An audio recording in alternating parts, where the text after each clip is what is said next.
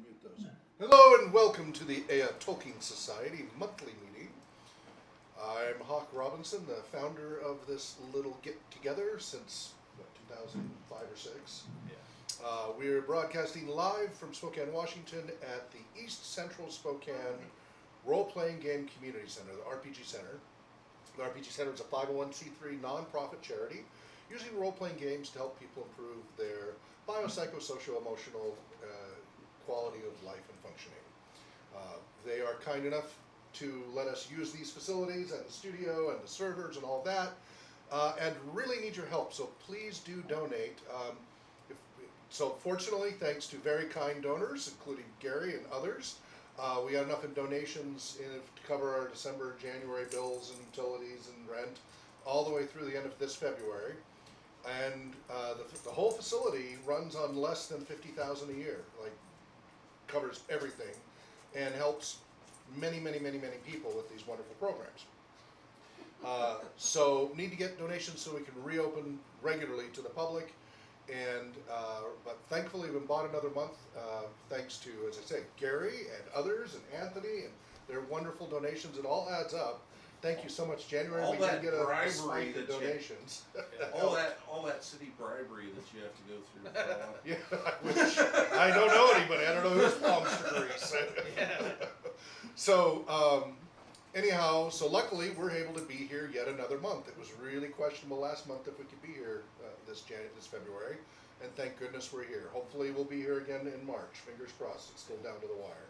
If it wasn't for the fact that you guys moved it again last year back to the second week of, yeah, it blew me out of the water because I I'm completely missed the first. I'm so sorry. The one in December, I'm sorry I missed, but the one in, what was it, November or whatever, I was mad at myself. Yeah, it was just, we kept doubling up on our Spark Central program with that, so it was making it really hard to staff. Yeah, I understand. I'm glad that you guys are still doing it. This works, yeah. Yeah, we're still over there. So anyway, we meet here for all things Tolkien and Tolkien adjacent to discuss fandom level, scholarly level, and everything in between, whether you're brand new to Tolkien or, you know, a grognard of great detail. You're all welcome. And also gaming related too, as a role-playing gamer sometimes, because role-playing gamers have a tendency to try to answer a lot of practical questions that you might not ask in a normal literary discussion. Yeah. Like he was just talking earlier about j.r.r. Martin and the economic systems of Middle Earth and such. I can give you from our Other Minds, so Other Minds magazine is our Tolkien magazine since 2006. I think we're on issue 26 or 20, I've lost track. Thomas Morwinski out of Germany is keeping that going. I founded that magazine. But if you haven't checked it out, Gary, have you already checked out the Other Minds magazine? No, I haven't. Go to otherminds.net.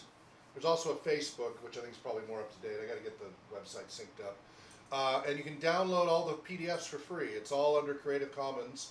And Thomas did a deal with John Howe, who does the artwork on a lot of Tolkien's books. We have his artwork in our magazine and stuff with his permission because we're Creative Commons. John Howe is like really supportive of open source. Yeah. That's unusual for artists. So the first few issues are really basic because I didn't want to deal with all the licensing hassles. Yeah. So they're just plain. But Thomas Morwinski worked the deal, and so we started to have much more interesting looking magazines. So lots of content there. Obviously, some of it's gamer centric, but there's also just general scholarly stuff. And so really detailed questions like Corey talking about the economics of Middle Earth are actually enumerated in these magazines as well as in some of the gaming materials. Why wasn't Aragorn taxing more effectively? Those types of questions are asked in the magazine. I have no doubt that the world is open to it and capable of having it come in. I just think it's funny that George R.R. Martin is complaining about it. You know, we saved Worldcon in 2020 from cancellation. Yeah. Both Gen Con and Worldcon through the folks here. Because of COVID, all the conventions were shut down. Well, Worldcon has been open since before World War II, and the only time they closed it was briefly during World War II.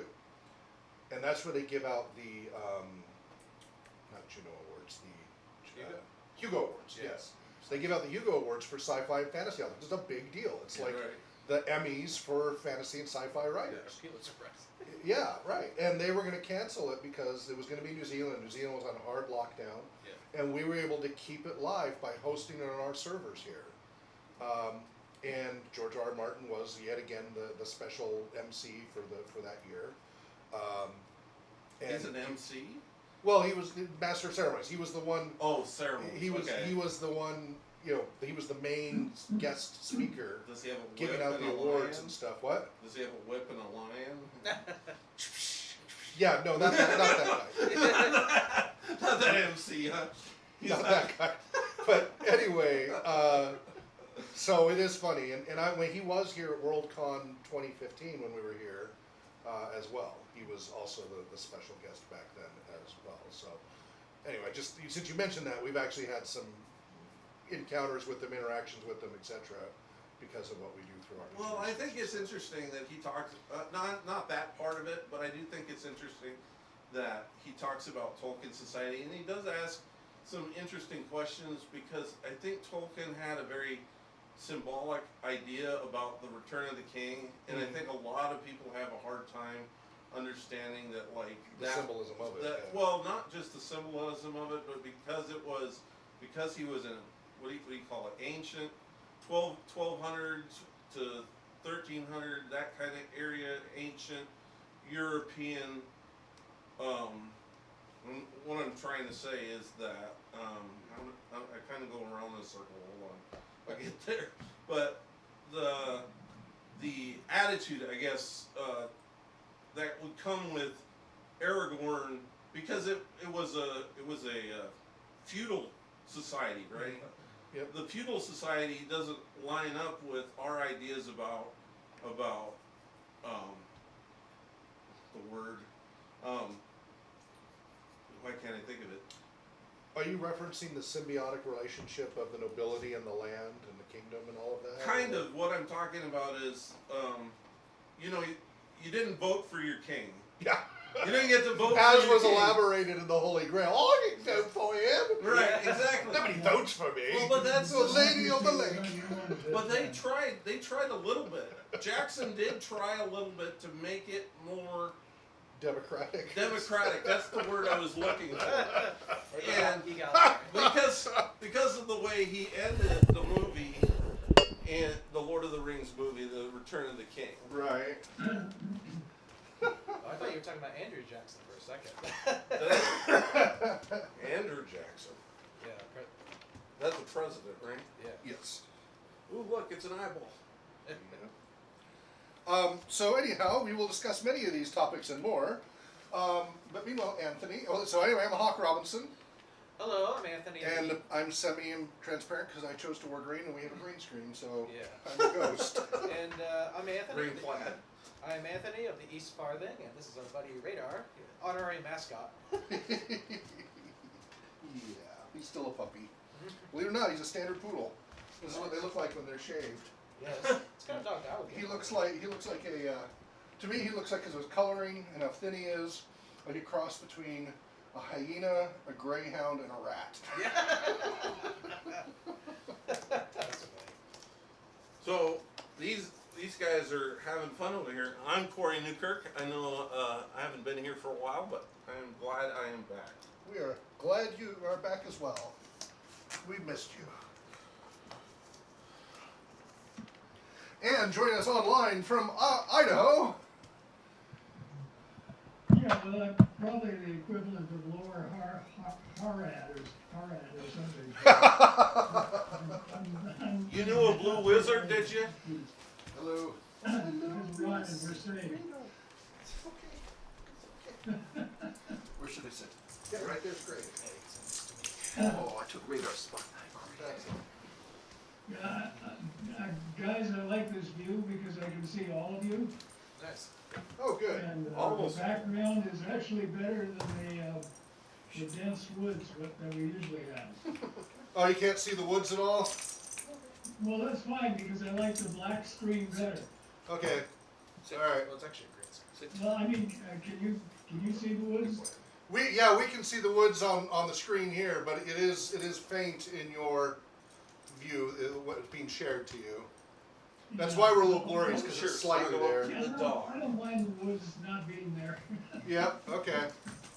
But for the rest of the audience, it's kind of there. So, Yeah, probably the best, I can't get screen you could get is, it does. that library at the beginning. yeah, I can always switch to that.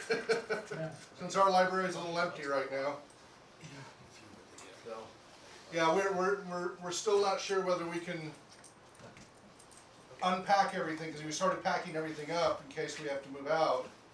And we're still not sure, because, you know, rent's due in March and we don't have it yet, so we're still waiting and seeing, and I'm still packing and doing inventory. So fingers crossed that we can keep the fundraising going. Lord of the Rings, Doctor Squatch, is that what you did before? All right. So, Brian, you just arrived. Go ahead and introduce yourself as well. Hello, I'm Brian. I am the erstwhile secretary of this Smial of the Ea Tolkien Society, and the very happy friend and acquaintance of these fine gentlemen. I want a title like Calvin and Hobbes, you know, where they're arguing about titles, who's Yep. bigger in the group. I want a title. That's all I. You What would can you be like? second. I think. What would you like it to be? Court Jester. Go to Chester. I had an employee, a coworker at Franklin Covey. He got permission from HR to put on his business cards. This is Franklin Covey. This is a pretty buttoned down Stephen R. Covey, 7 Habits, you know, Yeah, I know it what is. matters most. Well, for everybody's benefits. Franklin Day Planners. Right, they right. just I merged. remember they used to Okay. be huge. So this is in Utah. Well, actually, their stock has come way back So- up. They're doing really Really? well again. So his business card. Because now his son's in charge. So on his business card, he got head ninja on his business card. Okay, he was a fellow techie. Corey We would worked not in make the a tech good ninja. department. I'm not a ninja. I But don't I mean, think I get it. make an offer. Make an I offer. I and think we it should might be be able to work something Chief out. Exasperator. I'm teasing. Well, see, any money I give Hawk, you know, he'll automatically give me a title. So you should, go big. Hey, big enough donation. Yeah. Go big or go home. Sorry, Gary. I know Be a we're board member. rather boisterous here, but anyway, So I'm here. Sorry I was delayed, and I'm glad to be here. Oh, With who all else of we you. got here? Hello. Who else has joined us? And Coop from Misty Mountains is here. Oh, is that Chris? Chris? There he is. Hey. Chris Cooper. Welcome, welcome. I'm still munching on lunch, so I'm. I thought it was I'll Moria likely Mithril. Mute my video. Understood. Not a problem. Are you having second breakfast? Actually, I had second breakfast yesterday. Nice. No, lunch. Okay. Breakfast was a long time ago. All right. So I'm gonna weird. delegate my note reading responsibilities to Anthony. So, assistant secretary. Yes. Yes. Or a deputy. They're Or deputy deputy, secretary. See, that's what I'm saying. That's what he Everybody wants. else gets a title. Basically, basically the backup secretary. So make a suggestion. Brian is incapacitated, but she's half incapacitated. Okay. Welcome. And so, our last meeting was on Saturday, January 13th. In attendance, we had Hawk, Brian, Chris, myself, Gary, and Esther. Which I guess she's not here today, but. I will take notes. And then, then Hawk kind of did an intro and updates on the RPG Research Center, which at the time was Dire straits. Yes. Now we're just in. So in other words, we're brothers in arms, are we? Yeah. Hey, see what I did there? Dire Straits. Oh, speaking of which, got a kitty corner from us? I make a musical joke and nobody gets it. Which one? Dire Straits. Yeah, Brothers in Arms. Okay, thank you. I didn't We're get the only guys who got here. I am not a music guy. I mean, I'm getting This is better. someone that But has, anyway, sold with swimming. So what you're saying is that it basically times in a bottle. Is that it? Okay, so Okay. So Kitty Corner was that guy is going to be donating some swords and stuff like that he made and things like that. Great. Hang on the walls and such. So he's told me that today. Wow. So Finally, somebody in the community who Yeah, somebody in the community's actually donating instead of.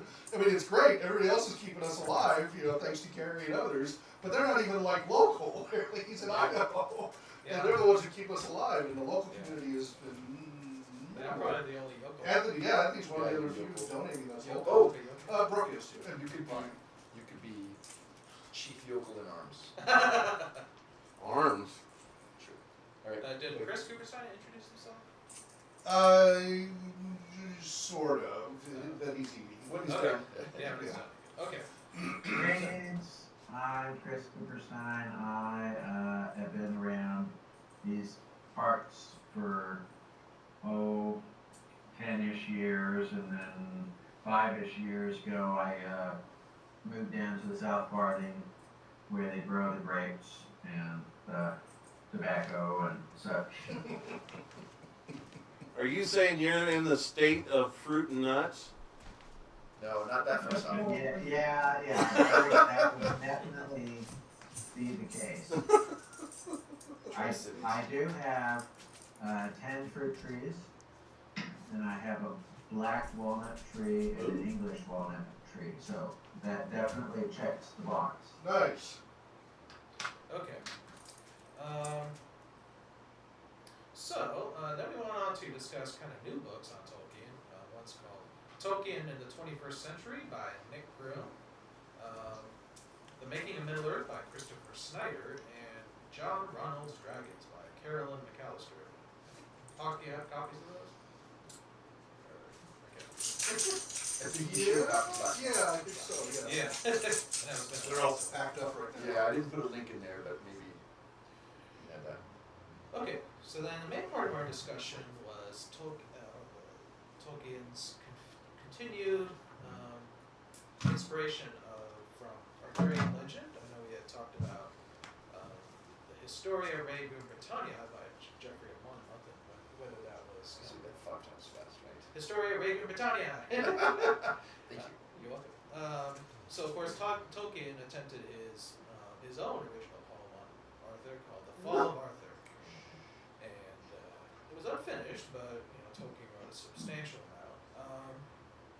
And it was split into it's interesting that it's split into cantos, which kind of is the same term that Dante uses in his Divine Comedy. And we talked about a little bit about Canto 1 and how there's some connections between sort of Tolkien's own fiction and the geography that's sort of mentioned in the poem. For example, line 42, he writes, "From the mouths of the Rhine," and to Mirkwood, he makes a mention of Mirkwood, which I think corresponds to a real place in Germany, like maybe the Black Forest or something. And one of the things that's dissimilar between the real Mirkwood and Tolkien's Mirkwood is that the real Mirkwood is sort of mountainous, whereas one similarity between both Mirkwoods is that it's sort of a dark forest separating people from the wilds of the forest. Right. Then we also I can't remember what this was about. In line 70, we talked about Houseless Hills. Yeah, so that was so in the Fall of Arthur, which, correct me if I'm wrong, but he started in the early 30s and then he dropped it and ended up writing The Hobbit instead, right? Yeah. Okay, so he uses this phrase on Houseless Hills, describing this kind of wilderness, right? Right. But later on, we see the same phrase when we get to Lord of the Rings, and Sam and Merry and Pippin and Frodo are on the Barrow Downs, and they're describing the Barrow Downs where all these barrows are that are of course inhabited by these whites, and so this is we're not in Kansas anymore kind of moment.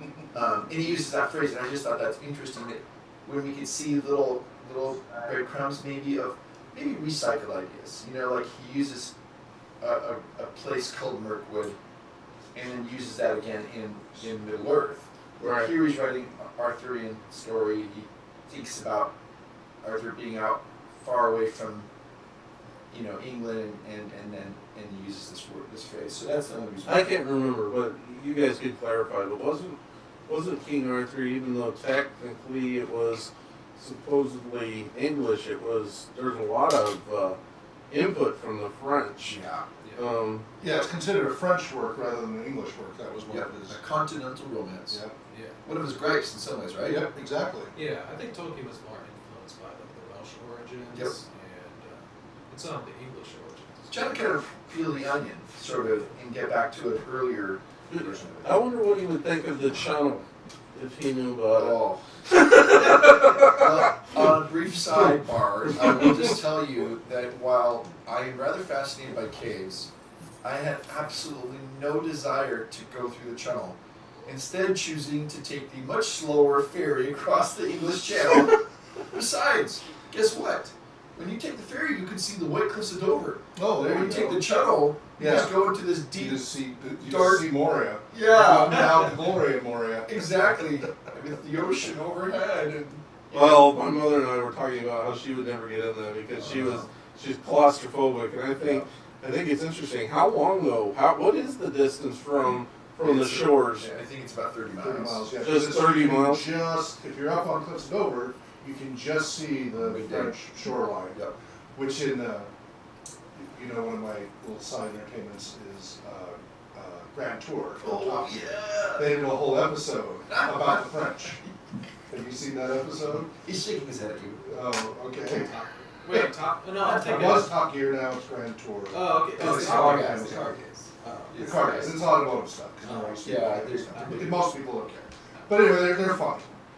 And during COVID, they built a giant trebuchet.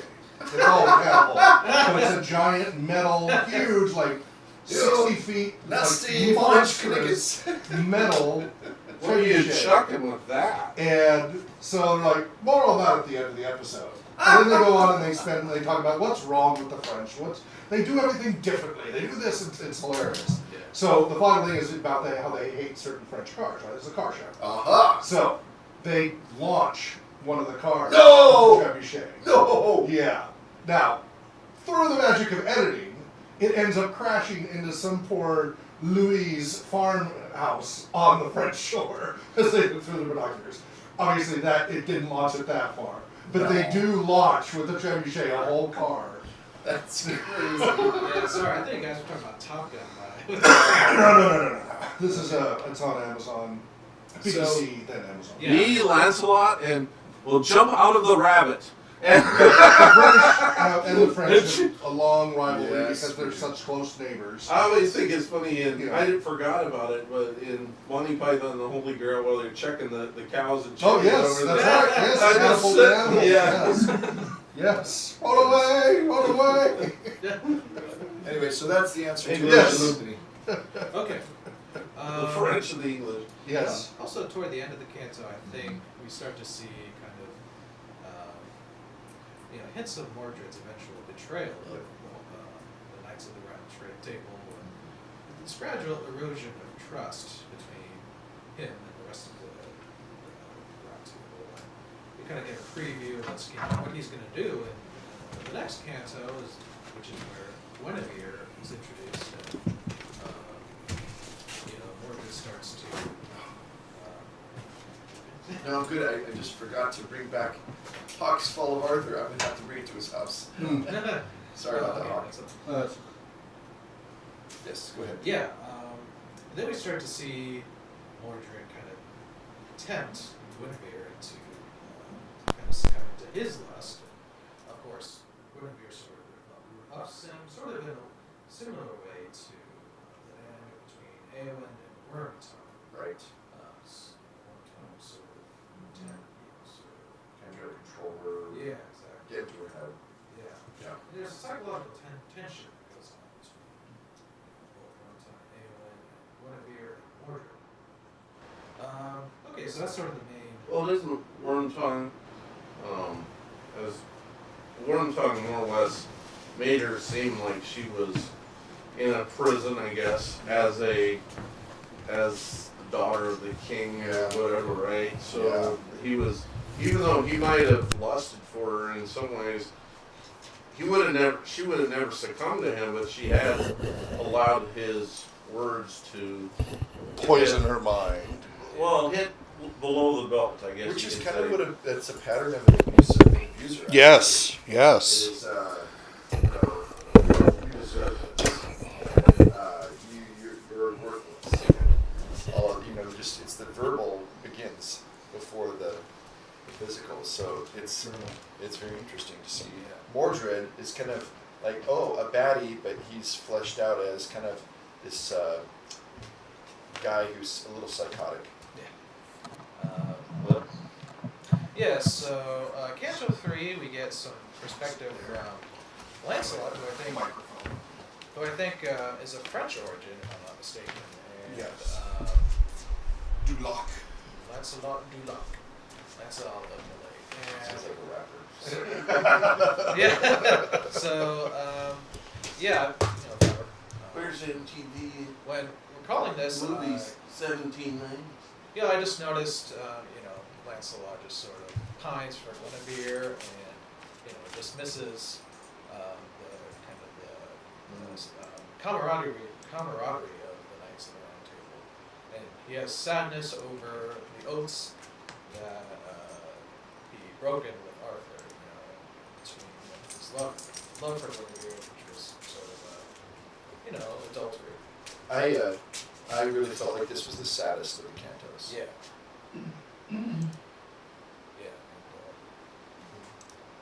Yeah. I think Lancelot maybe has a little bit of regret over sort of. Burned bridges. Yeah. Well, the movie, the first night, I know it was on the other night, I don't know, maybe you guys see it on TV, but the one with the famous guy, why can't I think of it? His name, famous actor, played Bond. Oh, Sean Connery? Sean Connery. So Sean Connery is playing Arthur, and he's gonna. I don't remember this. First night. Oh, was he on? 19. Oh, wasn't Patrick Stewart? No, it was Sean Connery. Oh, no, he Connery. was. 1990s. Okay. 1990s. Richard I just saw it Richard the Gere other was night. Lancelot. Richard Gere is Lancelot. Yep. And one of the things that's interesting is that Richard Gere's character essentially tells Guinevere, forget this whole thing with the king. It doesn't matter. You should just come away with me. Da da da da da. And then she won't. So he decides to join the Knights of the Round Table so he can be near her. But then he ends up having a PTSD moment after he has a battle with Mordred's. Was it Mordred? Anyways, It's been a long time since I've seen it. but the point ended up being is that when Lancelot recognized what being a knight of the Round Table was, he told Guinevere that he was going to leave, and they kissed at that moment, and that's what Arthur sees, right? Right, and that's what Arthur sees is that they're standing really close to each other when he walks in. Right. The deal. So, but I guess what I'm trying to say is Tolkien's isn't that just a spin off of the popular story that's a lot of people have taken Lancelot and Guinevere and Arthur and made it their own. And Yeah. I don't know how many there are. I think it's a pretty universal thing, right? The girl goes with the guy's best friend kind of thing almost. Right. But it's more chivalric. Yep. Sorry, I didn't mean to No, get it's so far off. Good. That's That's right. a good. It's okay. Good connection. So the next canto, we kind of get into more of the military side of the military conflict between Arthur Yes. and sort of Mordred's army. And, Arthur lands on the southern coast of Britain, and there's kind of a naval battle between the two sides. It's interesting that versions of Arthur don't often include any sort of naval battles. Yeah, being that they are an island country, that is something interesting because we talk about the Spanish, Armada. the Spanish Armada when we think of Spain, but Britain, you would think that they would have essentially the world's largest naval system, right? That didn't But actually didn't- happen until much later. Right, Under 1800s. Maybe even 17. earlier. I'd say Henry VIII. Possibly you could say that's the 1500s or when it begins. Henry VIII, Lots of musical references today. Yeah. I wonder if there's a historical sort of parallel between the Romano British and the Anglo-Saxon side of Britain. Yeah, well, of course they had to come by ship, but at first they were considered, I mean, not necessarily invaders, right? Some of them were supposed to be. I mean, if the story of Hengist and Horsa is this idea of, oh, the Picts are attacking us from the north, and help us out here, right? And certainly kind of seen as a gradual thing, but that there's no navy because who is their armed forces? It's the Romans, and they've withdrawn. So any navy there would have been the Roman navy, and we don't have one. And so really the first time I have heard of a British navy was under Alfred the Great. Right around that time, you start to have a small, but growing. You know what it is? It's to fight against the Vikings. So the first stories you start to find examples of British naval battles is of the Anglo-Saxons fighting the Vikings at sea, like off the coast, Right. to try to kind of keep them from landing. Well, that's kind of what Stephen Lawhead's version of it kind of went down that direction because Arthur. Don't tell too much because I haven't read the Well, story. I don't think it's really given away too much for me to say this, but essentially he united all the kings, so he's the ultimate king instead of all these chieftains, and under that he kicked a bunch of the Picts and the Anglo-Saxons in the north, Right. out in Scotland, Yep. so on and so forth. Yep. And they didn't build boats right away because they were spending most of their time on land trying to push the people who were taking boats to land on Yep. on Britain. So they had to, Most of the land battles. Okay, what's next? Okay, Canto 5. There's sort of a pause after Arthur's victory against Mordred's army. And there's kind of an inner debate that Arthur has between fighting his own countrymen or fighting another place to land. Can we still hear Anthony? Yeah, can you guys hear me? Okay, now. Okay, sorry, I You tend want to to talk. move this over? Okay, yeah, I sometimes tend to talk rather quietly, that's just sort of my nature, but Now, He speaks softly and he carries a big stick. just like Roosevelt. Theodore Roosevelt. Okay. And we'll finish up here just because I want to get to the music, influence of music on Tolkien. But we kind of speculated why Tolkien never finished this poem. I think we kind of attributed it to one, Tolkien's inner perfectionism, because I think he revised the poem several times, or at least once or twice. And also Christopher Tolkien and sort of after the main poem is laid out in the book, Christopher Tolkien kind of goes at length on some of Tolkien's draft endings. And I think Tolkien, his father, might have wanted to make some sort of connection between Arthur and the Numenor story, and that, Arthur is, I believe, Arthur is sort of considered to be buried on the Isle of Avalon, and I know that another name for Numenor is Avalone. Mm-hmm. Yeah. Which he said was coincidence, but really. Yeah. Is it? Yeah. Yeah, don't think so. Yeah. Does anyone have anything else to say about the fall of Arthur? And just one thing, Anthony, that you said about Tolkien. He was known as the great procrastinator. Yeah. So There's a title for that it. is probably also a reason he never finished it. Yeah. Well, and also, We're in I think good company. the main thing we talked about was, Tolkien probably abandoned the poem to write his own original story, which became The Hobbit. So one wonders that, if Tolkien had actually continued working on The Fall of Arthur, maybe he wouldn't have written The Hobbit. And You thus, mean he'd be a second-grade hack? Yes, Yeah. actually. yeah. Oh yeah, that obscure guy who wrote that other version of Arthur, whatever. Yeah. Or some academic. Yeah, but Like didn't he do Singh's the? translation of Beowulf. And Yeah, I was gonna say Beowulf and the. Although and the Beowulf would Dicks. still be because of Tolkien, because of his monster. Yeah, Face. yeah. Indirectly. What did he do the letter W for? Yeah. For the. A bunch of them for yeah. the Oxford English Oxford Dictionary. English Have you watched Dictionary. that? That's an series interesting you remember movie. that movie?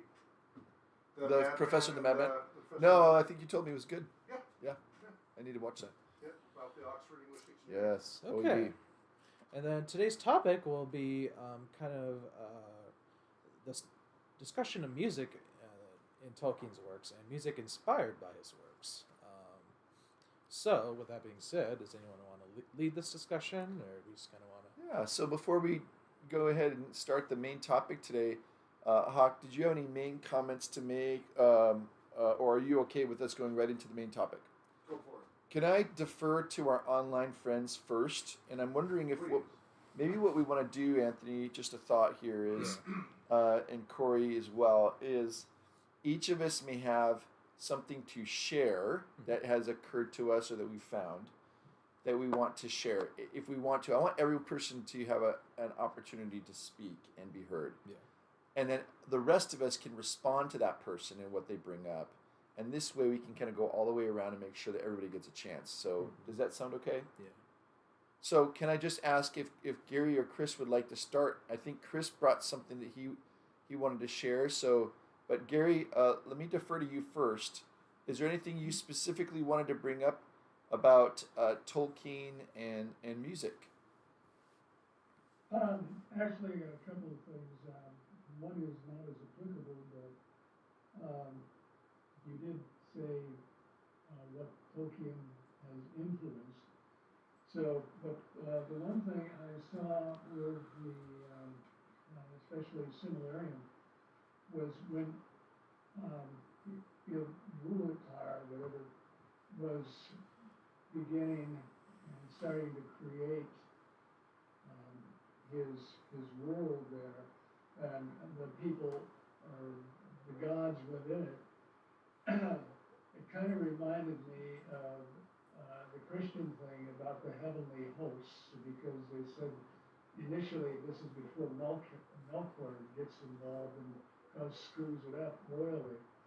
But it's something about heavenly hosts, and you see references in the Bible to that, to beautiful, incredible music.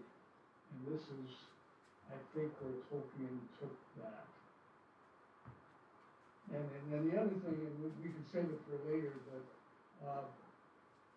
some of the Peter Jackson music that, in The Hobbit and The Lord of the Rings, I think is very evocative and was done very well. Howard Shore? Yes. And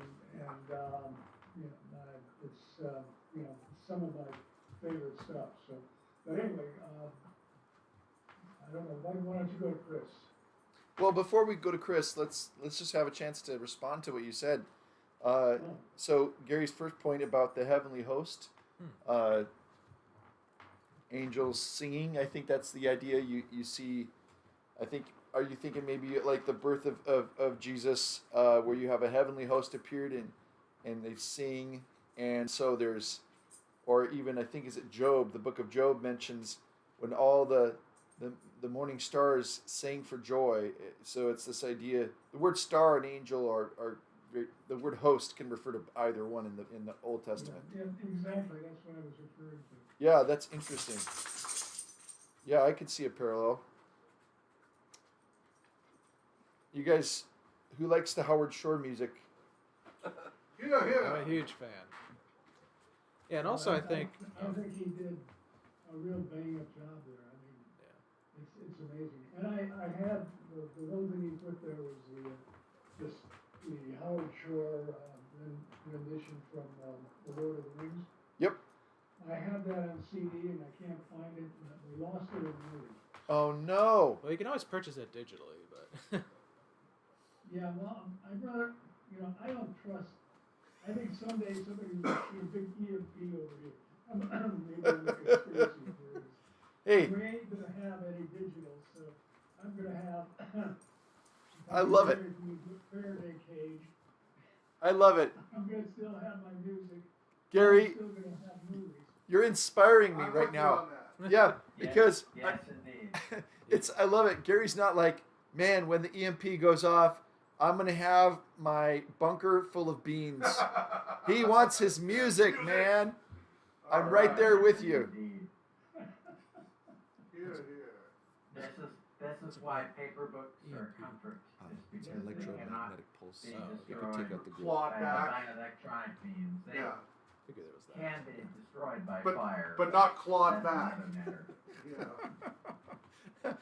So, yeah. So for those of you who haven't had a look at it yet, I really do recommend that 3-part YouTube set where it just basically looks at the themes, the musical themes within the Lord of the Rings that Howard Shore weaves very well. I mean, maybe not quite as good as John Williams, but I would say pretty darn close in that That's good. ability. You know, Yeah. like Leia's theme and the Force and Luke's Yeah. theme and all that.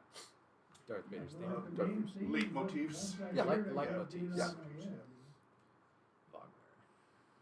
Yeah, well, which then leads.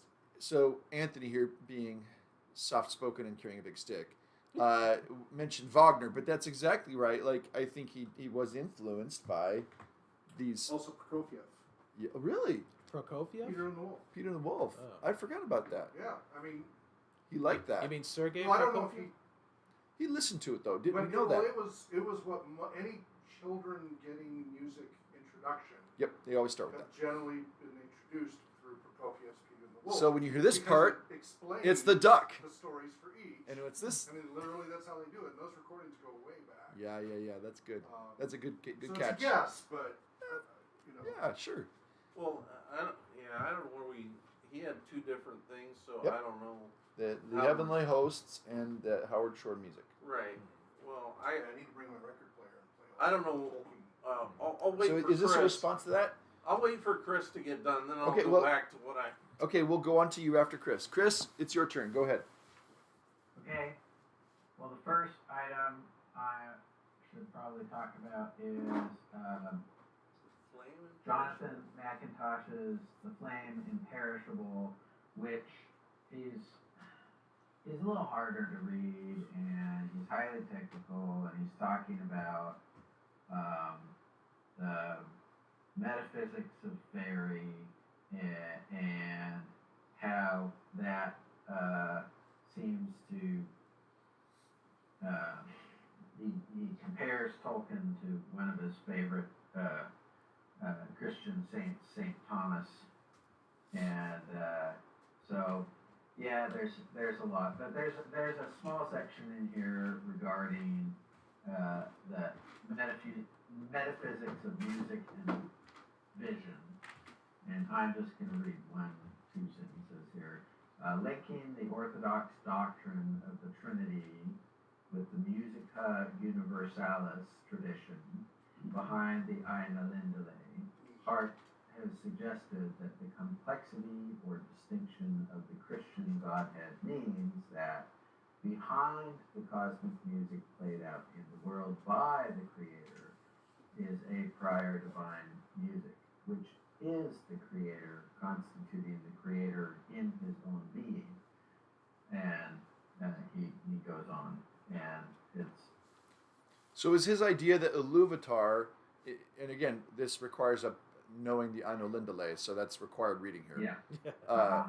In the Song of the Ainur, that this music, in a sense, has its beginning before they ever, as it were, begin to bring forth music. That, in a sense, the genesis of the music is within Iluvatar. That Eru Yes. is, Yeah. in some sense, Song of Arda. seen as the first singer, Itself, yes. and then the Valar are really taking that, right? Because we see the The music, composer. the vision. He shows them a vision. He's like, "This is what your music has created." Yeah, look. Oh, that's a good point. the composer. Yeah. And yet, the composer, He has in his head what it should be. but without But these, without the yes. orchestra to bring Yes. it to reality, yes, it's just a thought. yeah, It yeah. hasn't manifested. right, good point. Yes. And the other thing that I wanted to bring up was kind of the general question of did Tolkien read or discuss this concept with Clive Staples? Because it's found in chapter 9 of The Magician's Nephew. Aha. Oh. The lion was pacing to and fro about that empty land and singing his new song, in which softer and more lilting than the song which he had called the stars and the sun, a gentle rippling music. And as he walked and sang, the valley grew green with grass that spread out from the lion like a pool. It ran up the sides of the little hills like a wave. In a few minutes, it was creeping up the lower slopes of the distant mountains, making that young world every moment softer. The light wind could now be heard ruffling the grass. Soon there were other things besides grass. The higher slopes grew dark with heather. Patches of rougher and more bristling green appeared in the valley. Diggory did not know what they were until one began coming up quite close to him. It was a little spiky thing and threw out dozens of arms and covered these arms with green and grew larger at the rate of an inch every 2 seconds. There were dozens of these things all round him now. When they were nearly as tall as himself, he saw what they were. Tolkien's favorite thing. Trees, he exclaimed. And then I'll skip ahead a couple paragraphs. All this time, the lion's song and his steady prowl to and fro, backward and forward, was going on. When what was rather alarming was that at each turn, he came a little nearer. Polly was finding the song more and more interesting because she thought she was beginning to see the connection between the music and the things that were happening. When a line of dark firs sprang up on a ridge about 100 yards away, she felt that they were connected with a series of deep, prolonged notes which the lion had sung a second before. And when he burst into a rapid series of lighter notes, she was not surprised to see primroses suddenly appearing in every direction. Thus, with unspeakable thrill, she felt quite certain that all the things were coming, as she said, out of the lion's head. When you listened to his song, you heard the things he saw making up. When you looked round you, you saw them. This was so exciting that she had no time to be afraid. But Diggory and Cabby could not help but feeling a bit nervous as each turn of the lion's walk brought him nearer. And I'll stop there. So, obviously, in my opinion, Lewis stole this concept from the Aina Lindale. Well, once again, yeah, they did. But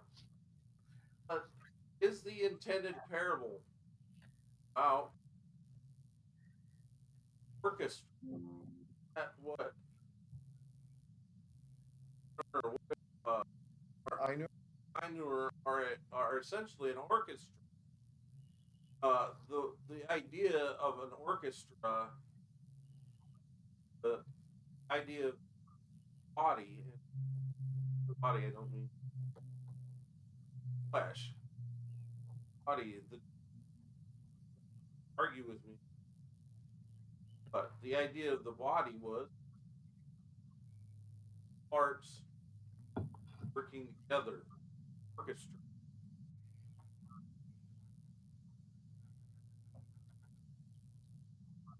Metaphor, something that understands amount of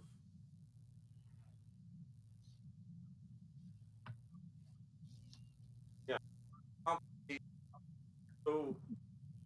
so complex. The Adds another interact, level. the interactions between the different players. Yeah. Interaction of under the direction of a conductor, I think is what you mean, Anthony, or Corey, Yes, rather, Corey. Yeah. But yes, and when you get to, shall we say, the last battle, then uh, well, I mean, you start with Queen Jadis and the corruption that is, and kind of the Melkorian corruption. Um, but then you get to the end where the last battle is, and you see corruption unveiled everywhere, and then the the restoration of all things. Um, I'm thinking about how uh, music, in some ways, gets devolved over time. I'm, in periods in history. I don't want to just point fingers at our modern times specifically, but at it That's fine. That's fine with me, Coop. there there is a devolution of music into chaos, and then there is a reformation of that back into a new order of musical styles as we go along. And I find that interplay really fascinating. It is really fascinating. Yeah. I do wonder though if Tolkien might have had something against percussion because when he's and I'm this is a little tongue in cheek, but notice that when it talks about the music of the Ainur, it says the voices of the Ainu are like unto harps and lutes and pipes and trumpets and viols and organs, and like unto countless choirs singing with words, began to fashion the theme of Iluvatar to a great music. But what do we hear later is drums, drums in the deep, Moria, and it's Sauron, and it's evil. Well, he is Catholic. Well, okay, but maybe I exaggerate. We do drums with the Moses. There are Sure. drums there. Uh, well, we can just say that uh, it's not meant to be a comprehensive list of musical instruments. But back to your point, many different parts working together beautifully, which of course is very much, it's not just a subtext, it's really a key part of it because none of the none of the Valar or the Ainur at this point party yet, they each give their part without seeking to dominate and rule. Go ahead, Mhm. um, the right there. yeah, thank you very much for that. Yeah, what's funny is it says as if refers to there are no instruments. You have to remember that. Yeah. Here they're saying it is like unto an instrument. What it's saying there is something bigger Wow. than a trumpet or whatever. Because I think they wanted to have a way of talking about saying there's something spiritual. Well, what can we as human or symbol beings? There's only so much we can do with just our voices, right? Right. And when we add music on top of stories, for example, that adds another layer of complexity. But it's also drawing on a groaning that the normal human heart has. There's groaning. Well, that's the third theme. Well, That's the third theme of the song of the Ainur, right? We have the first theme, joy, and wonder, goodness, and then comes Melkor trying to take over. The second theme is trying to kind of back at that, right? That gets overwhelmed and swamped by the but music of Melkor. it's claiming that there's some of Melkor stuff is going to be in the last music. It's not going to be a clash of powers like it was at the beginning. Now the way the power Iluvatar has Yeah. is it's not the same kind of as the clash between Melkor Rival and music. his brothers. Yeah, that's right. Or sisters, brothers. Because what we see there is the sweet, groaning, but beautiful broken music. Essentially, it's talking about the ruin of the world, but in a way But that would heal it. exactly. So then, and that's that lovely section which I love in the Ainulindale, where Iluvatar holds up both hands. Everybody stops. Says, Melkor, what you have done, ruined things, shall prove mine instrument.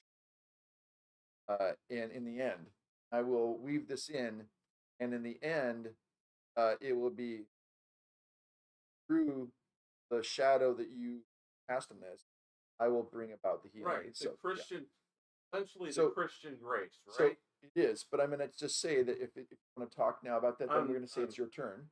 I because think we covered what We I wanted to make sure we're talk responding to Chris's comments on nephew. So, Chris, anything left to say on that before we move on? No, there's plenty more when there where that came from. Indeed.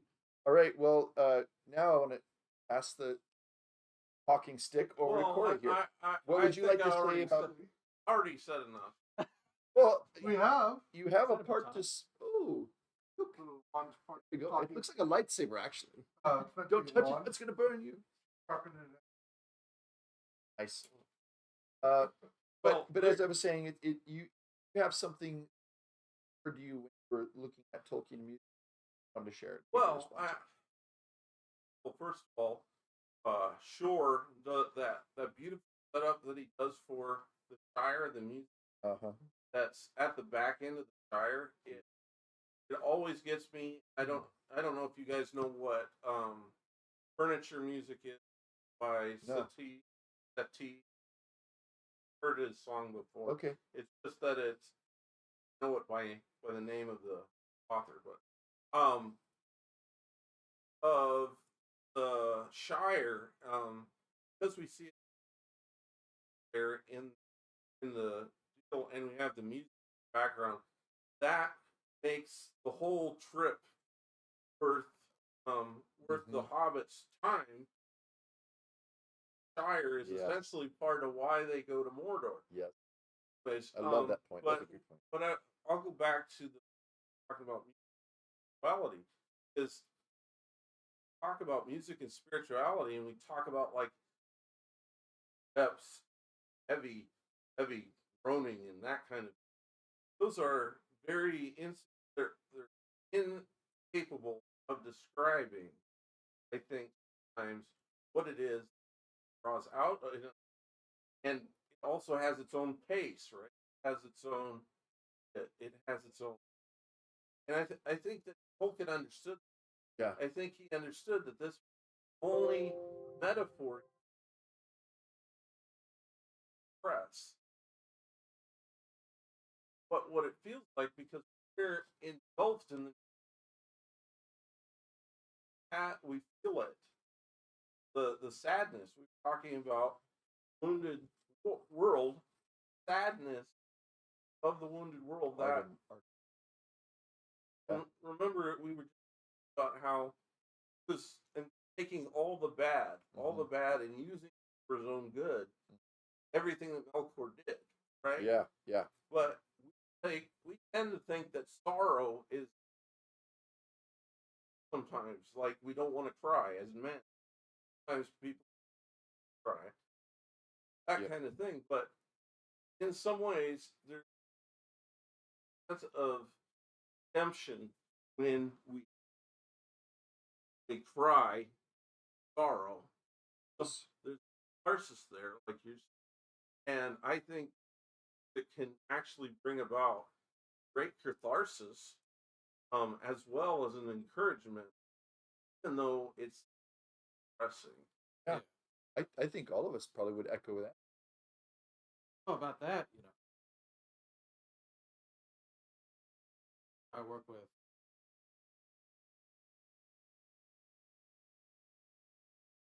in my office. Sometimes they apologize.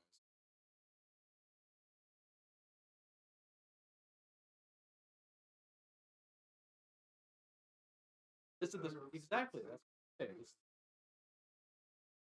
any sort of case therapist. Yeah. Anybody else thoughts on what Corey was sharing about uh, dire music, music quality? Yeah, I think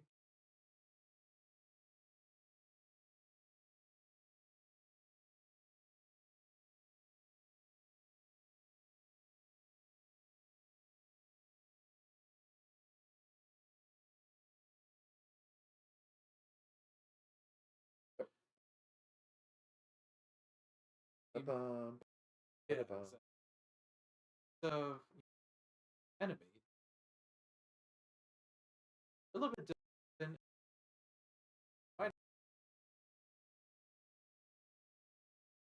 of a consonants.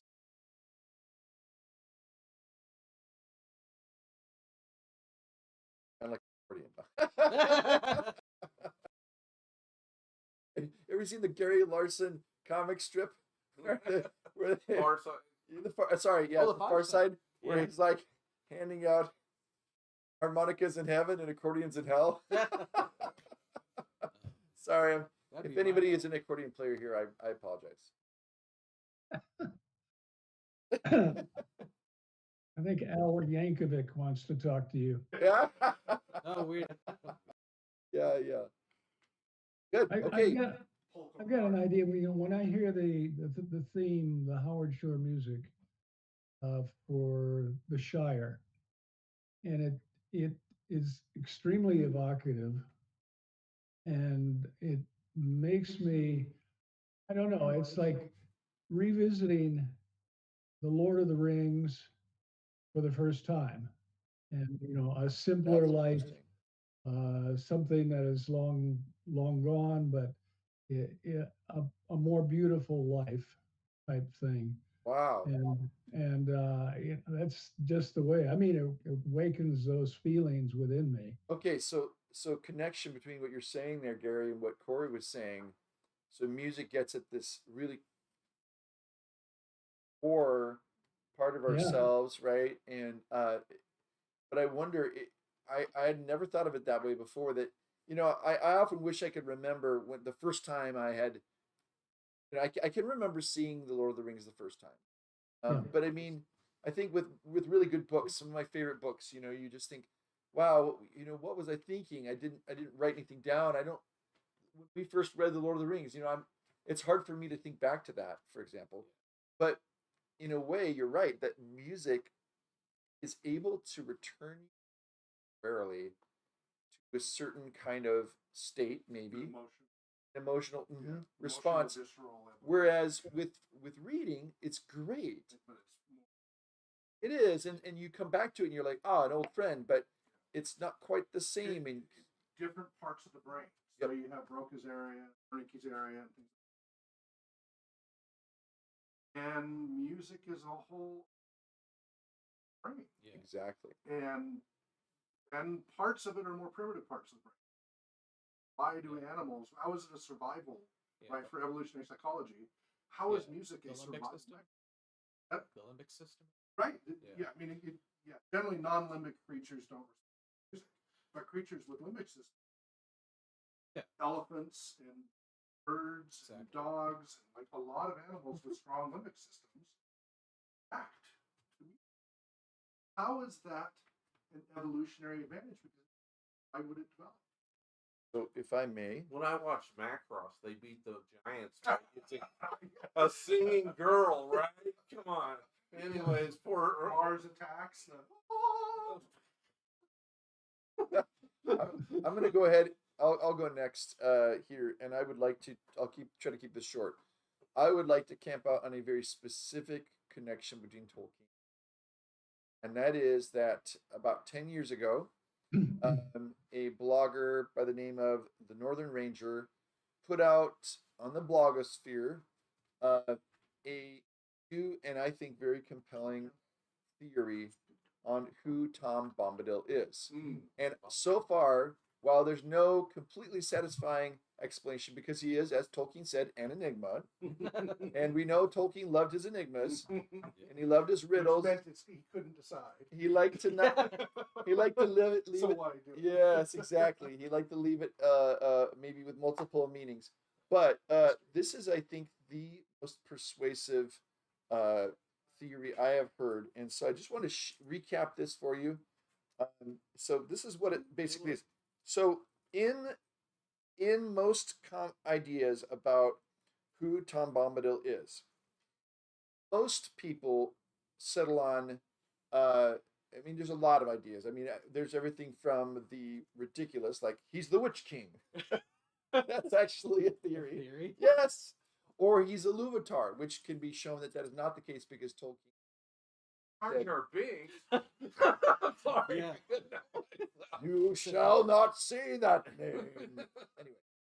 Anyway, so the yeah, like all those things aside, there are three main theories. One, Tom Bombadil is one of the Valar. Two, he's one of the Maiar. Or three, he is a nature spirit. And so this writer goes through how each of those has a problem with it, because really when it comes down to it, you have to answer certain questions about the identity of Tom Bombadil. Okay, and so these questions are actually pretty significant. And so I will put a link in the notes today so you guys can look more at this later. But essentially, you've got to be able to answer certain questions to resolve. So here are the three questions. Okay, three questions are: what about Tom's unique power and its limitations? Because he's a very specific. He's got amazing power, and yet he's also got very defined limitations. Mm-hmm. There's also his relationship. What about his relationship to the ring? Yeah. It has no power over him, and yet in the Council of Elrond they say, "Don't give the ring to Tom because he would probably throw it away and forget about it." And then third, what about Tom's description of himself as the eldest? He describes himself as the eldest. He describes himself as the first. He says he was there before the Dark Lord entered the world, meaning Morgoth. Meaning, I mean, so that's a whole nother thing, because we know that the Maiar only entered Arda after the Valar did, because the Valar are mightier. So that rules out the fact that Tom can be a Maiar. Well, there's more to this. I can't. Again, I think well, the problem is actually, I'd like you to let me finish. Okay. I will try to keep this short and brief, but what I'd like to do is I'd like to give you a minute recap of what this person actually says, and then you can then make up your own mind, of course. So let me read to you a section, and this is on the part called Tom Bombadil as the music of the Ainur. So he is the embodiment, he is the incarnation of the music of the Ainur. And so this is the kind of the weight of what he's saying. And this is only a little bit. I can't read the whole thing. I don't want to keep you here all day. Here's what it says.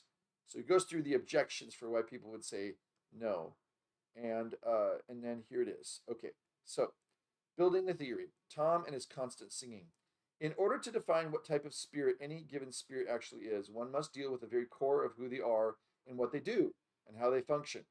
It is best to describe what they are as what they are most closely related to or what they are most intimate with. For example, if Old Man Willow is a spirit, then it would be easy to point out that he is a spirit of the trees or woods, for he functions primarily in its essence in this manner. Or if Goldberry is a nature spirit, she must be a spirit of the water, for she is called the river woman's daughter, as it were, because she functions in the manner of a river or water spirit. Finally, the Balrogs are spirits who are described in their essence as spirits of fire, exactly how they appear and function. Tom, on the other hand, does not appear nor function as spirit of the earth, nor of the forest, as argued by some who would say he is a nature spirit.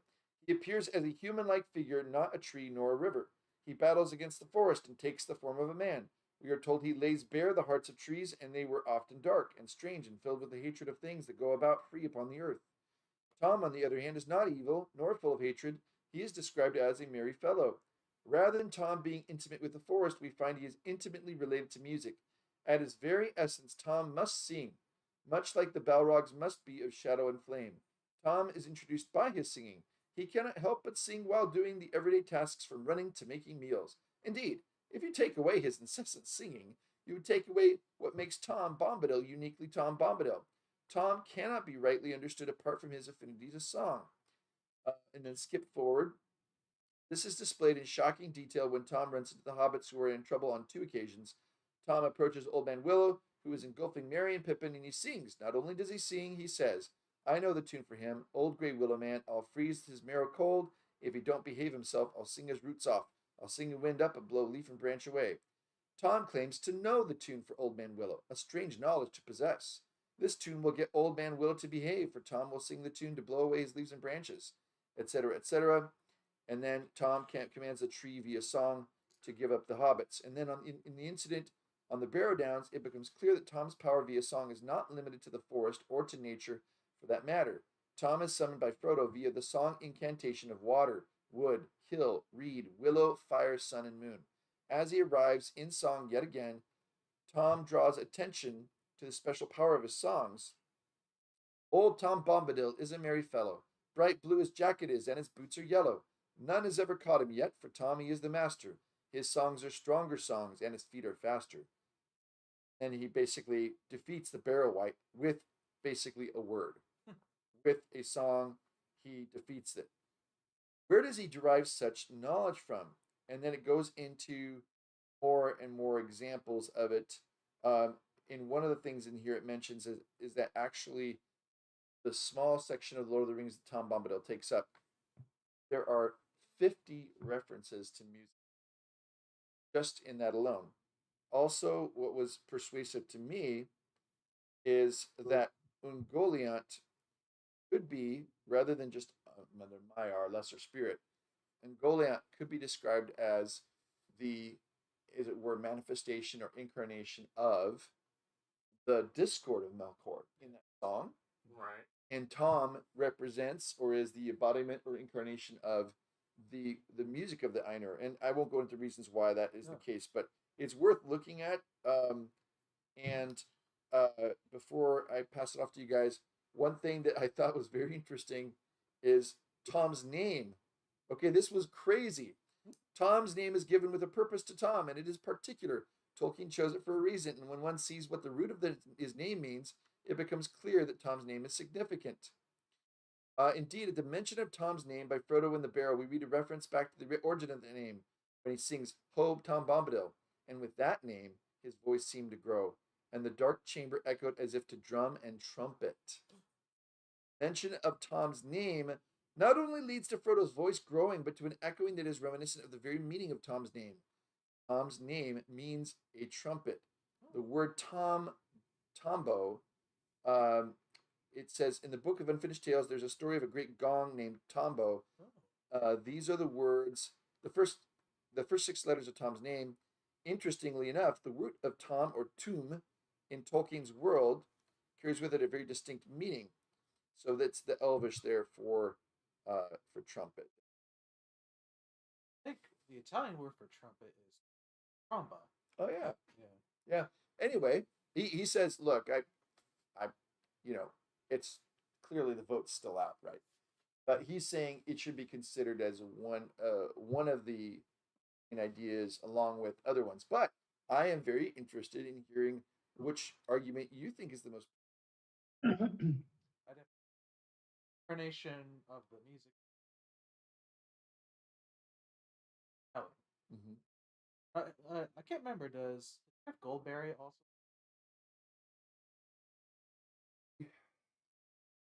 does, yes. It's a voice of, and that's interesting too, because one of the points he makes out is that where is the echo of the music of the Ainur still present in Middle Earth?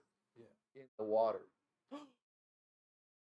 Yeah, but water was always Ulmo was always helping the elves, even for not doing very well. Correct. Yeah. Didn't he use but a he pulled conch back, shell? I think.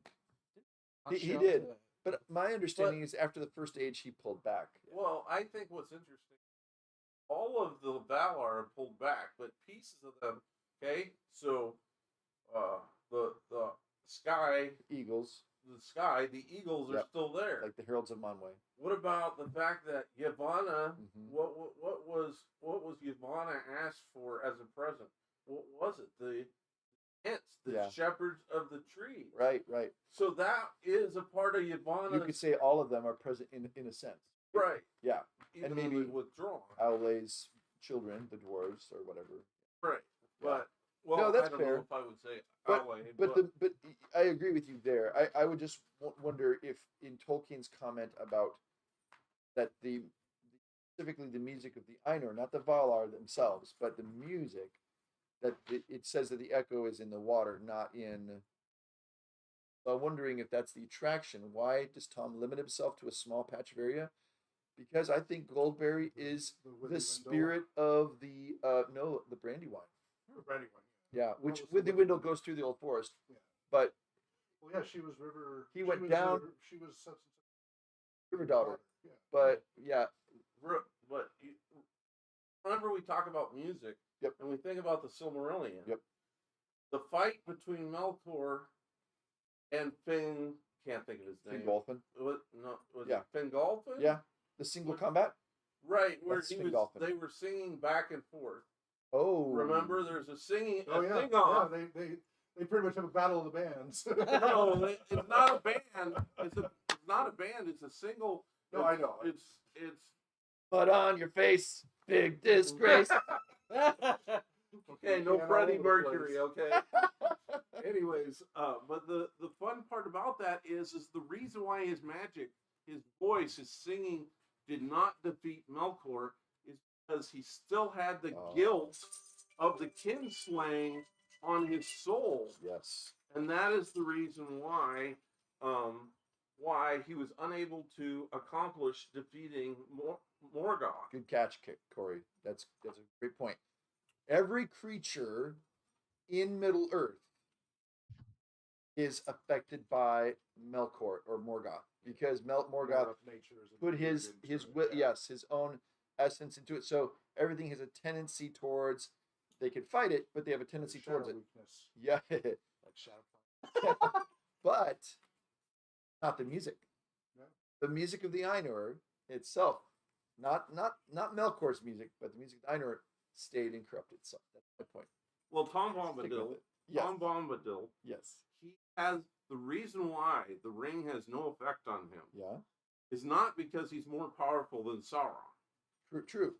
The reason why the ring has no power over him is that it offers nothing of temptation. It sounds very much like the temptation Satan offers Jesus in the desert. He says, "I'll give you all this," and Jesus goes, "I don't need that." And I think what it is the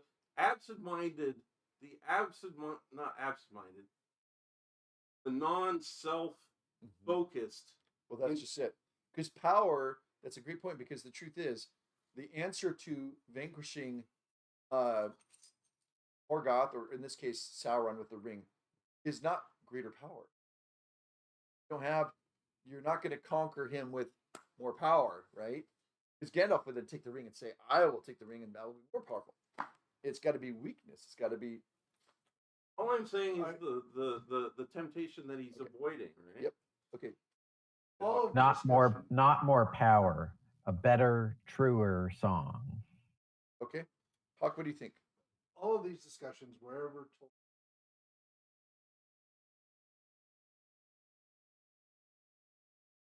reminds me of the role as a game master, where you let the players come up with better ideas than maybe you had yourself So by true. their interpretations of the. Yes. And you sit, and I'm just reminded of this as I'm hearing all this. Going, okay, no, it's great. Yeah, okay, sure. Okay. Yeah, That's what I meant to do. Yeah, like in my Yeah, that's it. That's Yeah. it. yeah, like in my D&D group at work, I just came up. When players go all kinds. Yeah. Oh, yeah. Is there a trap here? Is there a trap? Yeah. I came up with this crap, I can't remember his We believe you. It was awesome. name. Yeah. And then I just went with it. I kind of improvised the encounter. improvisational Yeah, jazz. Yeah. Laughter is self-forgetful, is what I was. Yes. That is why the ring I does like that. not affect Tom Bombadil. Bombadil does not desire power. He wants cooperation, which is something completely different. That's very good. Good point. Hey, I just want to make sure we're not ignoring our friends online. So any comments to that before we go on to Anthony? Because Anthony and Hawk have not had a turn yet. I've got a Hawk, different hold on. terrible theory. Hold on. Hawk actually was finishing his. So tying in with that about that comment, look at the earlier ink quote, where he's doing his little rhymes and such, and he kicks a troll and breaks his foot. Yeah. This is a persona that Tolkien did not have fully fleshed out. It had bits and pieces. And then he left it there for everybody else's imagination. This is why, like H.P. Lovecraft, for me, the horror works versus Stephen King's. King spells it out for you. Let your imagination fill the blank. My imagination is robust enough that H.P. Lovecraft would actually get me scared. Stephen R. King doesn't scare me at all because he spells it out explicitly, and it's not even close to my imagination. And I discovered this when I was working up at the mine, and I started reading all these horror books, and I read like Amityville Horror and all these. Then I got to the Lovecraft stuff, and the generator was about an eighth of a mile across the property in the middle of the night in the woods, and we're the second largest wilderness in the U.S. There's bears and everything else. There are animals that will hurt you. I let the generator run the nights I read H.P. Lovecraft. I did not go out in the middle of the night to go turn off the generator. So when everybody got back and they're like looking at the fuel, they're like, "How much fuel did you use on the generator?" Like, and all the others just spelled it out. I'm keeping the lights on. Yeah. I just do it. And I was like 17 or something. Yeah. And I'm not normally spooked very easily. But that imagination, leaving that open. And so I think that's a lot of what's happening to Tom Bombadil. Tolkien had an idea, kind of fleshed it out, but didn't quite get there. And we're all filling in the blanks. And he just nods. Yeah. That's it. That's Sure. okay. Sure. Okay, Chris, go ahead. So, from an article on theonering.net, 2024, January 18th, that it's going through Lord of the Rings Season 2 items, the Rings of Power Season 2 for Amazon. It does hint that maybe there might be an episode with Tom Bombadil and Goldberry, and that they are played by the same actor and actress as Melkor, Morgoth, and Ungoliant, and that the show will confirm the long-held fan theory that Tom and Goldberry are Melkor and Ungoliant serving out punishment bestowed on them by Mandos. No. And so the comment from, of course, the One Ring commentary is, "Excuse me, there has never been such a fan theory, not one that I've seen. And if they had heard of this cockamamie idea, I would have laughed at the absurdity." To quote the pique and anger of well-known Tolkien historian who heard this is not a fan theory. This is just fan fiction, and it's really garbage fan fiction at that. Personally, I would love to see Tom Bombadil show up, if only in the blink of an eye, he would be on his merry way. I mean, come on. There is no need to ignore the professor's explanation in the letters about Bombadil's context in his legendarium. No need to make up stuff about Morgoth and Ungoliant seeking atonement within circles of this world. Pragmatically speaking, adaptations can and will change things from the lore. This is mostly fine and expected within reason. It becomes unreasonable when you play that fast and loose with Tolkien's original concerns regarding raw story elements. This kind of stuff will predictably divide the fan audience. Is this confirmed in No, the this second is- season? This is apparently an actual fan theory going back to 2015 on Quora. Oh. What support is there that Tom Bombadil was Melkor stripped of all his power? As Somebody was previously smoking something, mentioned, yeah. there will Was be it the, separate standalone episodes presented throughout season 2, including Sauron's backstory and an episode about Tom Bombadil and his love affair with the River Daughter. Will have their own Okay. episode. But this goes against the very thing it says, Okay, which this conjecture or confirmed? So this is insider information, Oh, Yeah. okay. Well, But- wait till let's but wait and see. with plausible deniability. Let's wait and see. Especially around this particular series, I know there's a the lot of conjecture has been so far has been. and has not been Do you- realized. If I just Some of bring it up has. one thing about Bombadil that we're not thinking about, connection with Gandalf. Remember when Gandalf comes back after he's been killed, and he is now Gandalf the White, and he has a conversation about Sauron with Saruman, and he pretty much says to Saruman, "You cannot understand me, but I understand you." And Tolkien essentially was saying that good can understand evil, but evil can't understand good. Was the way he went about it, because he was saying that Saruman had lost his perspective when he became hubris and going after the ring on his own. I believe that that's a huge part of why Bombadil didn't have to worry about the ring. There's nothing the ring could have offered him, and his natural state is not one that the ring can manipulate. There's nothing there for it to manipulate.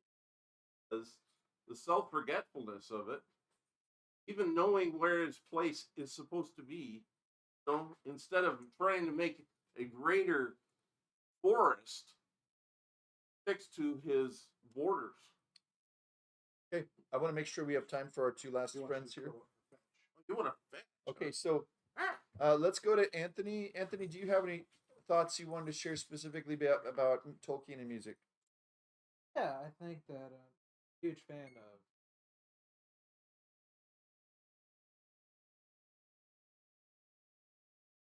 I feel like No, just a second, Anthony. What kind of music? European what? classical music. Oh, okay.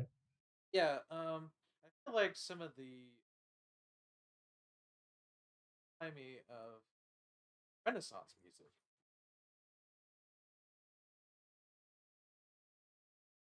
Singing of the music reminds me of Renaissance compositions, Like yeah, Renaissance Yeah, okay, yeah. beautiful. yes, like for example, An interesting modal out. like the Misa Papae Marcelli.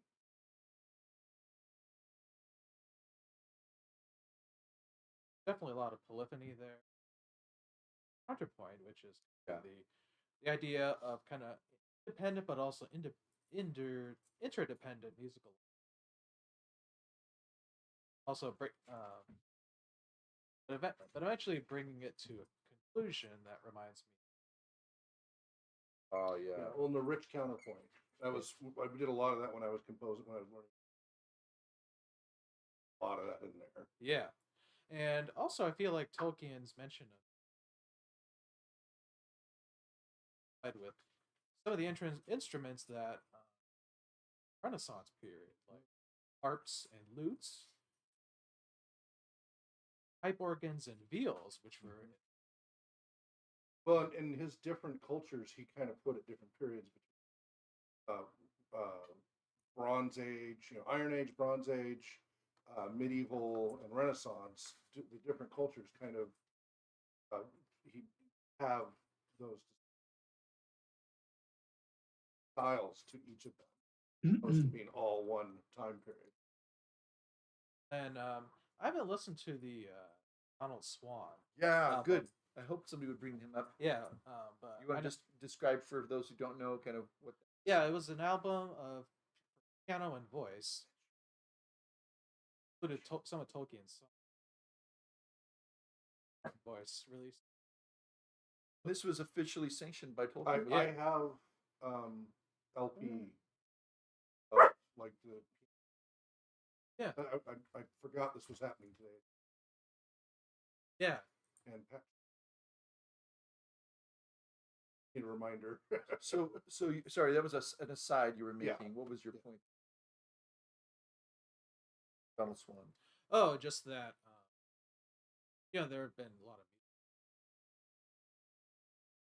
Also, Tolkien himself, when he was recorded, him reading.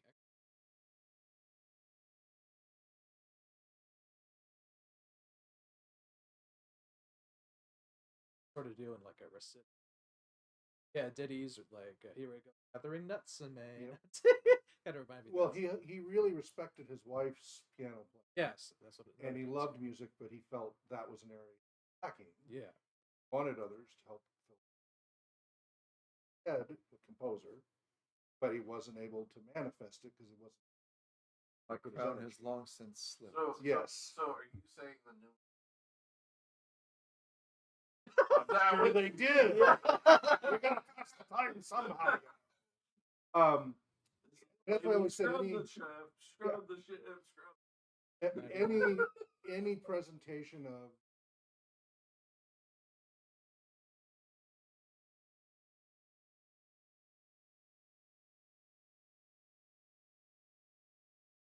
wrote repeatedly how many stories Baron and Luthien.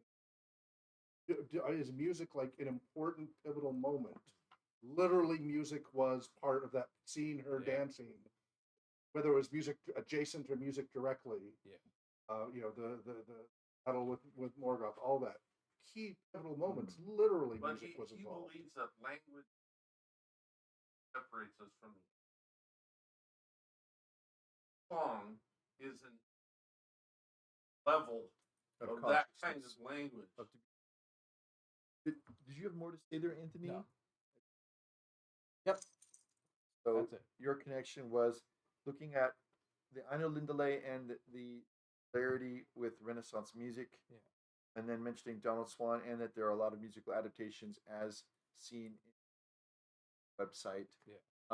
And of course, Howard Shore adaptations. That website, Tolkien-music.com. Assassin's Creed has a couple. I know. Assassin's Creed has a couple of good. As a group, we need to get together and make it empty for the new. I think your title should be Sea Shanty Curator. Huck, you have the floor.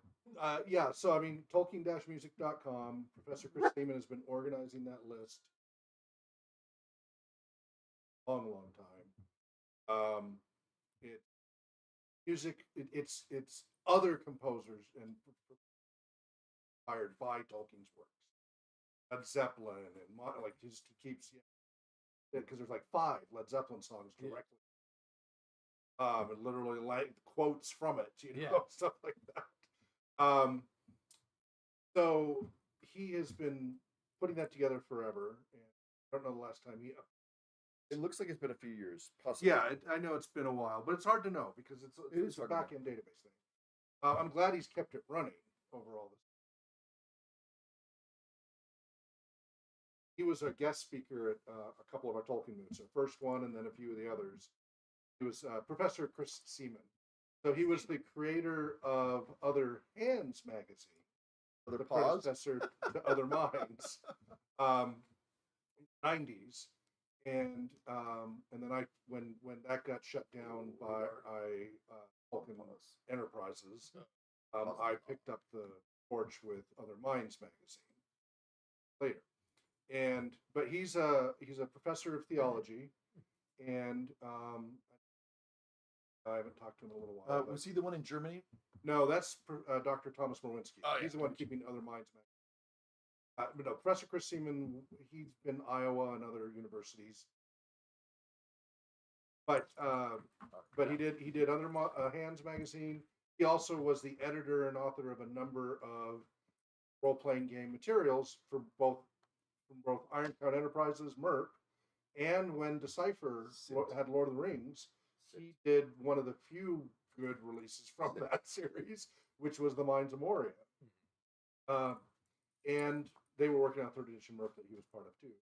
So anyway, he's been a guest speaker a number of times and a lot of fun to deal with. But this just, the discography is huge. Yeah, it is. So when I was a DJ, did entire shows of Tolkien-inspired music. And I barely scratched the surface with entire 2 to 4 hour shows. You mean when you were? I mean, just that there's so much. I went and I hunted out. I went to pawn shops and elsewhere because I need to own the music to be able to play it on the show. That was the license. And so I would track down. I would use his list to try to track these down. Office. Sit Radar down. down. Track the list for. Yeah, so I used his list, the Tolkien music list. Find the CDs and pawn shops. Radar. No. Radar. Well, you might even find it at a pawn shop. Oh, you find all kinds. Or passe, so you can find a ton. Oh well, yeah, that's true. And this was 20 years ago, but even then they were showing me come passe. Sure. So anyway, I would track down, and a lot of stuff you can't find. You will not find a lot of these on MP3 Because streaming they've not anywhere. been digitized. They have not been digitized. So a lot of the music inspired by Tolkien is not out there, available to download on streaming services. Only pirates can't actually go buy a lot of that. But anyway, the list is massive, and I did several shows dedicated just to Tolkien-inspired music, and the style is odd. Well, like the classical more. Yep.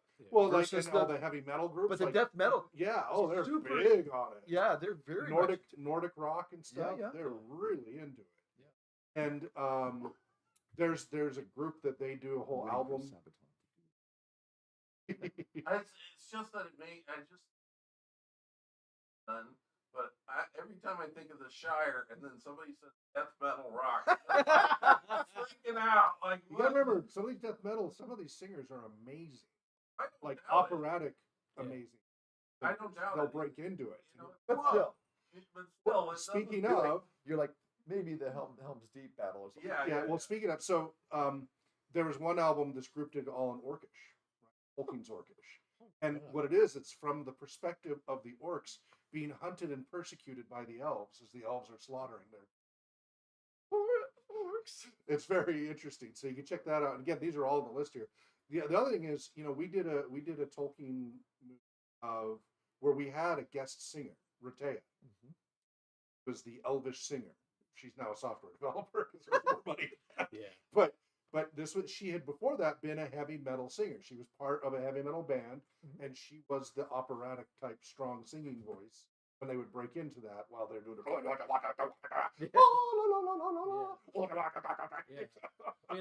Christopher Lee. Yes. Albums with symphonic. Yes, absolutely. What? His voice is, Oh yeah, he's done all kinds He of had training voice. in opera. As well. Yeah, he's done all kinds of stuff. And there have been mixes made of it His too. arm got cut, so I feel so bad. So anyway, if you want to check out Rtea, she does some covers from the Lord of the Rings movie, the Peter Jackson movie, but she also has a bunch of original pieces. And that's all. If you look up Tolkien Mood, I forget what year it was, but look up Rtea, which is Heather Back, because her Heather Downing. So, but Rtea and then Tolkien Mood. Hopefully, Google's been really falling apart. Hopefully, you can find that. We have all that. We streamed all of it. We put the videos up there.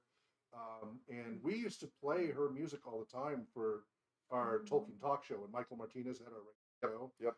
It was her music. We'll put those So links. check We'll put those out. links in the Yeah. notes. Yeah, Yeah. definitely. Okay. Anyway, that's it. Yeah. Okay. Poor Professor Seaman. What He is now a chair of Division of Humanities at Walsh University. Poor guy, bureaucracy, on top of bureaucracy. Where's Wall Street? We know how Tolkien felt about that. Yes. and I'm Tolkien sure, and I'm sure he feels the same way. I don't know. But Great to have him back as a guest. I feel like. he's in North Canton, Ohio, at a Okay. Oh. Catholic university. Okay. Wow. Yeah, he's shifted around a few times. Cool. Opportunities. Well, Gary, we haven't heard from you for a little while. Is there any mention Howard Shore?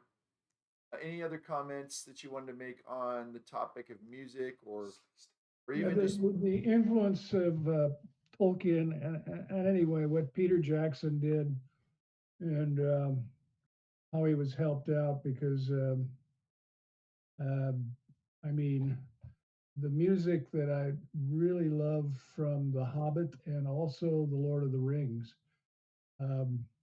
Basically, it's like I said, very evocative. But when I hear it, it's like, okay, this is great. But far over the misty mountains cold, you know, that's something that Coop ought to like. Uh, but The Last Goodbye by Billy Boyd after the Battle of the Five Armies. Yeah. That is, Yeah, the music from that series was not the only part I like? Yeah. pretty much. Just The, being the beginning is okay. And After what they do. you know, I've got two more, and they're from the Lord of the Rings itself. I See Fire at the end of a guy I don't know very well, but she ran, who sang "I See Fire" at the end of Ed Sheeran. um, the not the Unexpected Journey, but the first one, the Fellowship of the Ring, Right. and the last music of the whole three-part series by Annie Lennox sang it, Oh, Over yeah. the West, which was Over the just a sign of White number one, where shores. you know they went into the West when Into the West. past Into the the West. north, Yeah. Did and you- also ahead. at the same time, yeah, just a second, Brian. And at the same time, it's also a euphemism for death itself for humans that we have in our culture. So anyway, Yeah. Good connections there, Gary. That inspired me to. I was just thinking about. Well, it inspired your dog too. yeah. Well, no, what inspired my dog was there's another dog outside. And Radar's looking very interested at the TV. Oh yeah. No, I was just thinking about the part where, you know, so I have the extended. I know this is no surprise to you, but I have the extended Lord of the Rings. All 12 hours. And The Hobbit. Yeah, I think it's actually 12 DVD, or something like that. Yeah. 4 for each one. Yeah. And in the extras somewhere, I don't know where I heard this or if I read it somewhere, but I think it's in there. It says that Viggo Mortensen came up with his own, like the part where he the words "I have come." No. It's when it's the coronation scene. Yeah. Oh. Where he does After that he's piece there, crowned, yeah. and he basically sings in Quenya. Yeah. Wow. I behold, I have come out of the west. Out of the west, I have come Right. to earth. It's a beautiful song, and of course, he's just using Tolkien's words there, but he came up with the tune, which I thought was really neat. He was really invested in this role to the point it nearly killed him. Yeah. Broke his toe. Although it was his No, son. drowned. Oh, that Well, part. I know he might have drowned, but remember, Oh, teeth. Kick that when he helmet. kicked that helmet and Yeah. broke his toe. Oh yeah. That was actually real.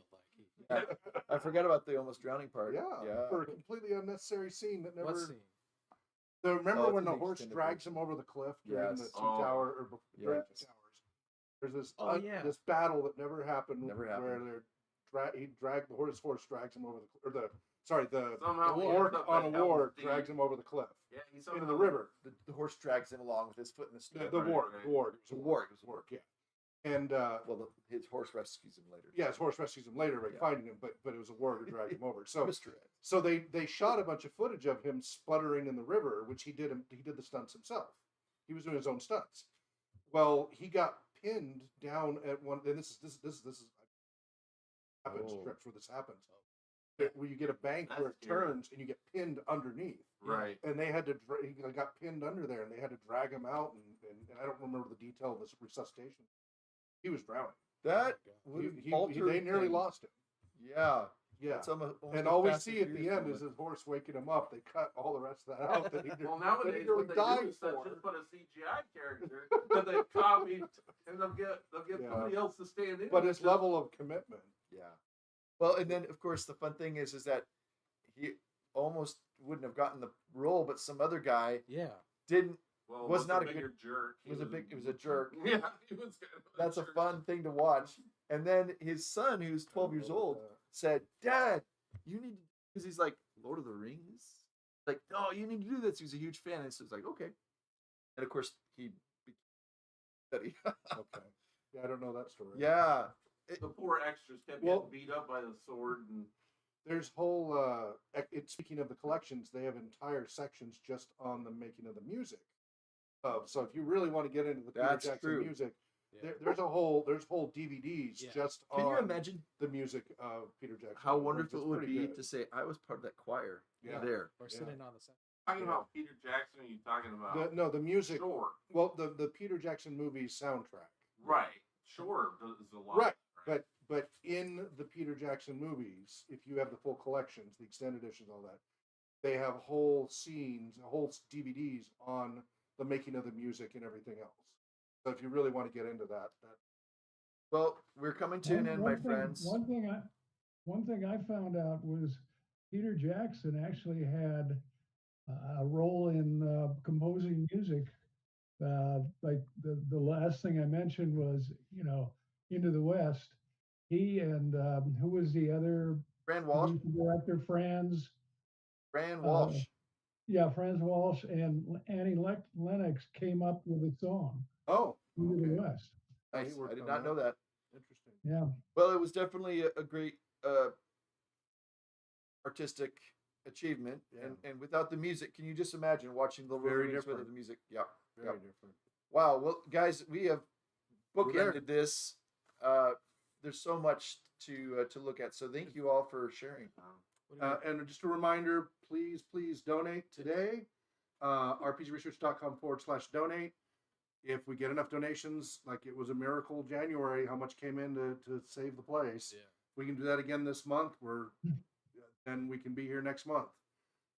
That's still up in the air, whether we'll be crossed. So, And I would just like my last comment would be that I am thankful that just as music in Middle Earth is like essentially there's lots of times where you get pushed back or you're not able to do what you want to be able to do.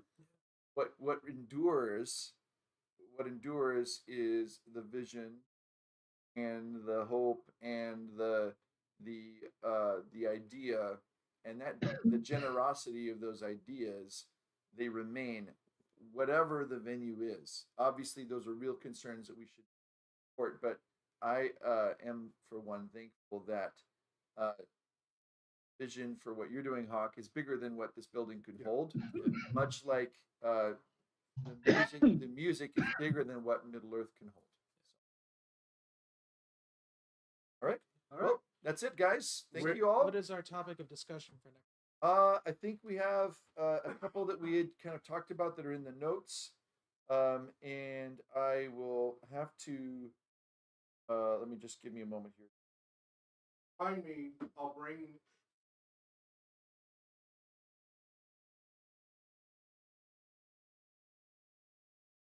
I don't. Maybe.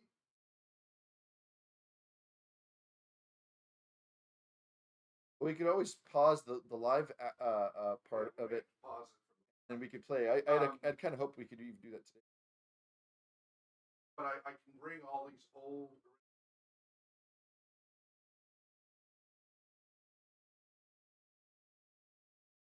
Letters. Content is all. Happens in recordings isn't directly. Primary source. Binder just like that. I've got a record and cassette player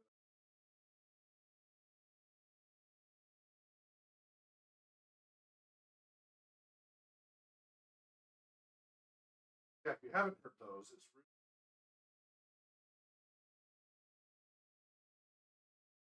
and whatever else you have.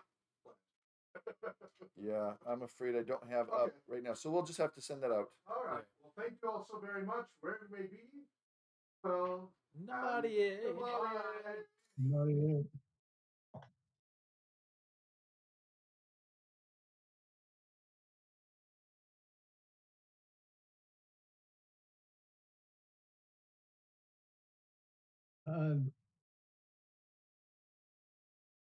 Yeah, you suggest you add the whatever we're doing next month on the report for this